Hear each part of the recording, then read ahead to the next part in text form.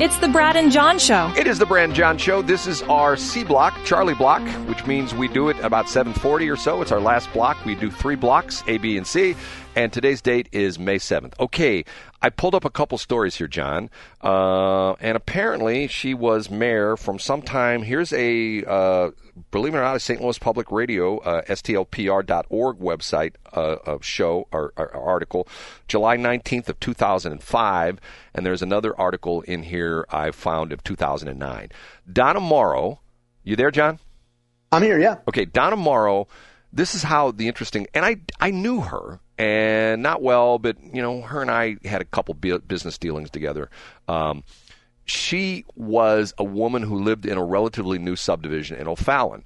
And how she came to prominence was that apparently, this is what she claimed or what her neighbors claimed, unbeknownst to them, in their part of the subdivision, there was a pipeline in their backyard, like a natural gas pipeline or something like that. And the builder apparently didn't tell them this, and nobody told them this. And people built like swing sets and little storage sheds and things like that in the back of their property along this property line. And then all of a sudden one day the pipeline company comes along and says, hey, you can't do that. We have to clear all this stuff out. And they sent letters to all the people in this part of the subdivision that they have to tear down their sheds and move their swing sets and stuff like that because they could not have anything on the pipeline. And so she got all upset, and she was on Channel 5, and she was like raising her arms, yelling and screaming, I can't believe there's a pipeline in my backyard. I didn't know it. So she started this movement in O'Fallon, which was an anti-growth movement. Now, the interesting part of this is she moved into a new house in O'Fallon, so she's part of the growth movement, but it's sort of like the people in Cottleville. The people who are there going like, even if they're being there a year, we don't want anybody else to live in Cottleville. You know, well, didn't you just move in there like a year or two ago? Well, that's different. I'm here now, and you stay out. Get what I'm saying? Sort of like. Yeah, you mentioned that a lot about Cottleville. I get what you're saying, Brad. So she moved to the area, and as soon as she got there, she's like, okay, we've had enough people moving in. Well, stay out of our backyard. This sort of prompted it, and she became very adversarial with the developers. For a while, I know she was on the S list, or at least her S list included people like Tom Hughes and people like that from TR Hughes and things like that. Okay, so she formed this grassroots organization, and they were complaining about a lot of different things, complaining about this, complaining about that, and she got elected mayor. And it was a very tumultuous period of time in the city of O'Fallon. Matter of fact, the article that talks about here, she went through police chief. This article talks about the police chief of O'Fallon, Missouri, says he's not sure why he's been put on administrative leave. Mayor Donna Morrow has only confirmed that Chief Stephen Talbot was suspended with pay during a closed city council meeting last week. But Talbot says he's never been notified of any charges, only that he has not been told to report to work. Talbot's been with O'Fallon Police for 29 years, including 10 in the top job. I think she went through 2 or 3 different police chiefs, and then one of the Lowry boys, one of the North County boys, Mayor Lowry. Oh, yeah, the famous family that ran Florissant for a long time. Right. He was the police chief out there, the city manager. I don't know. And the interesting part of it was, with Donna, was that she was, at the time, she was working as a flight attendant. And there was controversy about this because of the fact that she would be gone for like 3, 4, 5 days at a time. And there was controversy about this because of the fact, I think it was in the O'Fallon City Charter that the mayor had to be present, so many days of the year or something like that. And then it got to the point where she, and once again, I know too much about this because she had a boyfriend and apparently they broke up. And he wasn't real wild about this. So he would show up at city council meetings and obstruct the city council meetings because of the fact that he wasn't wild about the fact that she was no longer his girlfriend. And I think he got escorted out a couple times. And I was still dealing with the River City Rascals when they're still around. And at that time it was the Ozzie Smith, or there's the TR Hughes Stadium. It's now Car Shield Field, whatever it is, due to Mike Carter. The guy who owned the team at the time, matter of fact, the 2 different, the general manager, the guy dealt with, and then he left, and then the ownership changed, and the new general manager was also the owner. They talked about the fact that they had tried to meet with Donna Morrow and have some conversation with them, and she would not talk to them because she was not happy with the River City Rascals, and she was not happy with the whole TR Hughes thing because she didn't like Tom Hughes, and she was mad about the fact, and she just wouldn't meet with them. And I'm going like, okay, hold on a minute. At the time, the Rascals were pulling fairly well. They have this 4,500 seat place out there with the bleachers and the whole bit, and they were filling it up a lot of times. A lot of money coming into O'Fallon, and not only that is the field was owned by the city of O'Fallon, so the Rascals were paying rent to them, so they're writing a check every month. But yet, but you're taking whatever. And just to clarify, you're taking what somebody said. Somebody said that she wouldn't meet with them, and we're believing that. Oh no! Which, if that's actually true, if she chose to not meet with them, and if the story went like that, that seems pretty petty. If that's actually true. The owner of the second guy, the guy who was I guess he was technically the third owner of the River City Rascals, an interesting guy because he married one of his wife's name. His wife kept her maiden name, and her last name was Stratton. And if you put a Briggs in front of it, that was the family she was from. She was from the Briggs. Oh, nice. She was from the Briggs and Stratton family. They were from Milwaukee. Okay. So, Brad, you could say she was loaded.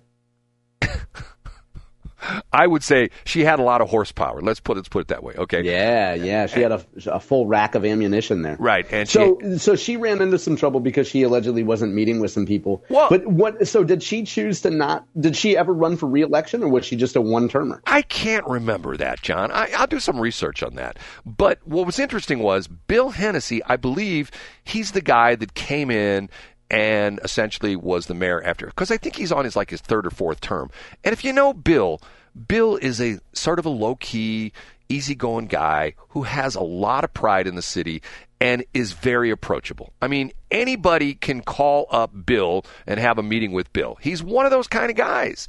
He, and the same thing, this is, not that I know these guys. They're not like my buddies. I don't go to drinking with them or anything like that.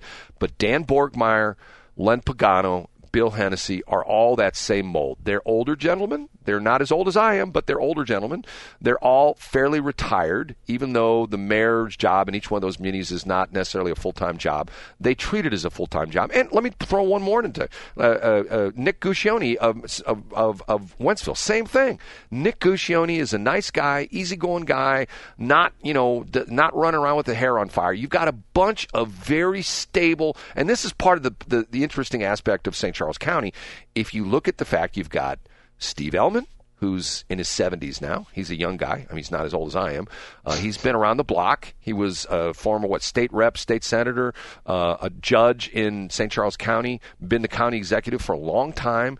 You've got him, Borgmeyer, Pagano, Hennessy, Guccione, all very seasoned, politicians who are very proud of their communities and very approachable and very down to earth. No bomb throwers like Bill Eigel, but that's a whole other story. But so the point was that Hennessy came in, and that's when O'Fallon really started to take off. Because a lot of people, because Donna Morrow was, if you were a developer, she wouldn't meet with you. And that was the thing. Like, if you're the owner of the Rascals, and you're bringing, and the interesting part of this is the Rascals, when they were in their heyday, there were people coming from all over the St. Louis area. Yeah, they were a big deal. Right, because it was true minor league baseball, like most people in the St. Louis area had never seen. You got the Cardinals, you know how the Cardinals are, but this was minor league baseball, where the worst seat in the house, you were like as close to the field as probably one of the best seats in the house as at Busch Stadium. And there were people coming from, that's part of the reason why, the interesting part of this is, that's part of the reason why you had the Gateway Grizzlies, because Mr. Sauget, Rich Sauget, fell in love with the Rascals, and they started, I think, the second or third year the Rascals were in town, and he, bought the franchise for the Grizzlies. And he said, hey, people on the east side can have this. They don't have to go all the way to O'Fallon. And Donna Morrow was like, not down with the plan. She got into fights with the police chief. That was the article there. I think she went through 2 or 3 police chiefs and some really bizarre stuff. I don't know if she's still around. Somebody told me she moved out of the area. So, and like I said, I knew her vaguely, met her a few times. At one point in time, I think she was running some kind of a business, and she talked about doing some advertising with me. I can't remember the exact thing, but that was the deal with Mayor Hennessy. And I think it's going to be interesting, because 10 years from now, you're not going to have Guccione, nor Pagano, nor Hennessy, nor Borgmeyer, nor Ellman. I think it's going to be interesting to see what happens in St. Charles County.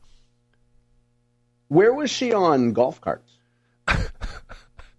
You know, I don't get the whole golf cart thing, John, and which is sort of interesting.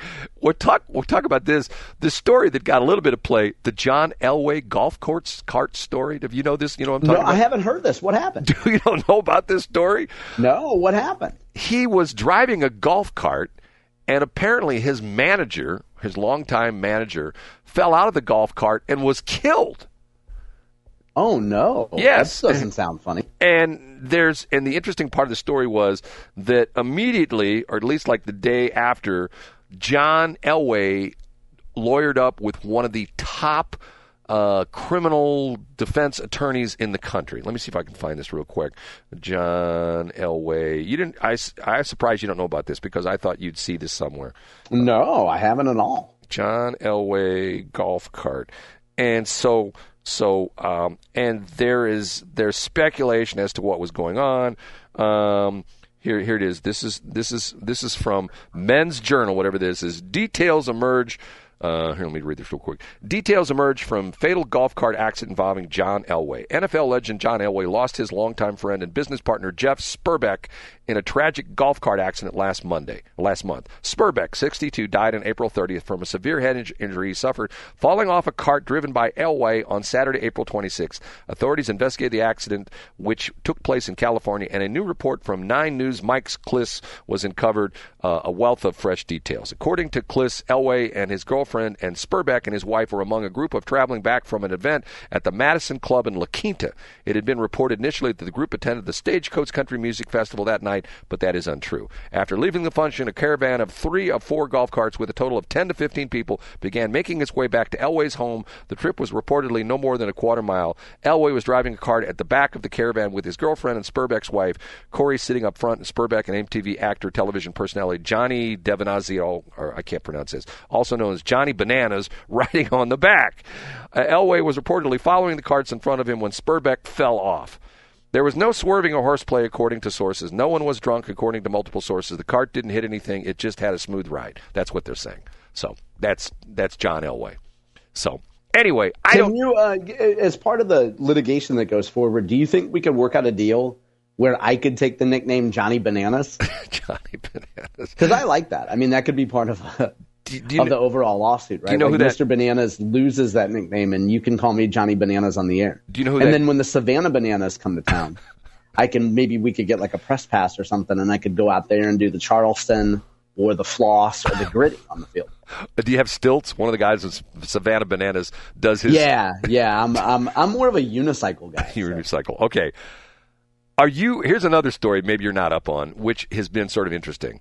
This deal where the sheriff allegedly murdered the judge in his chambers in Kentucky. You know what I'm talking about? Oh, no. Boy, we are on a Kentucky streak in the last 2 days. So you're saying that a sheriff allegedly murdered a judge in the judge's chambers, and did he think he could get away with it? Okay, this is a bizarre, weird story, and it takes a turn. The reason this is in the news yesterday, because of the fact that they've released security camera video from the judge's chambers.